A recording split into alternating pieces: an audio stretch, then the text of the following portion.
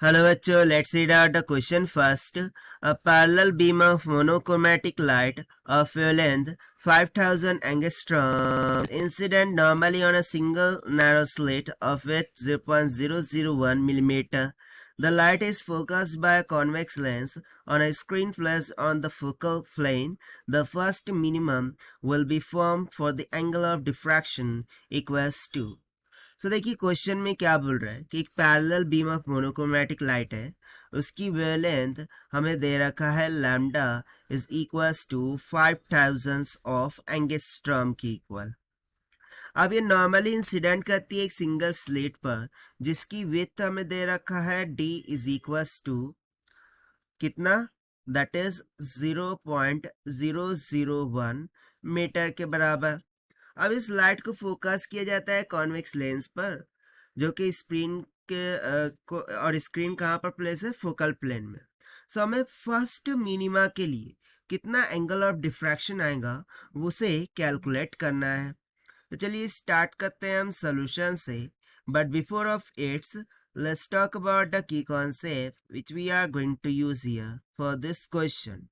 सो देखिए, we know that the formula for first minima, जब कभी हमें फर्स्ट मिनिमा के बारे में बोल रहा होगा सो उस टाइम पर n का मान क्या हो जाएगा, n is equals to 1 and simply formula हो जाता है d sine of theta is equals to lambda के, जहाँ पर थीटा डिफ्रैक्शन एंगल को शो कर रहा है। सो यहाँ से हम लिख सकते हैं कि जो साइन ऑफ थीटा है, okay, sine of theta this will be equals to lambda by D.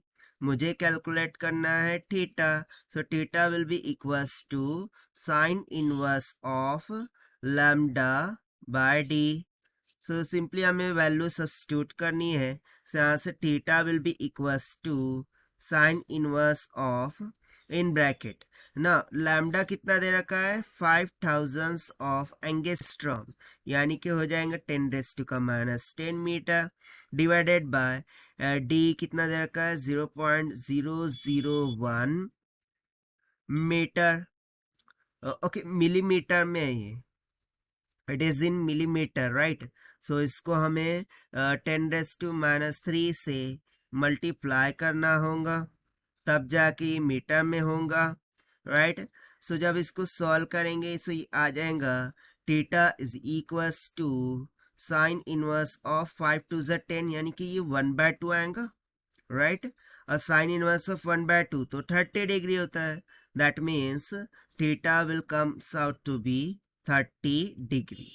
और यही हो जाएगा हमारा आंसर जिसको हमने सॉल्व किया है by using the concept of first minima से।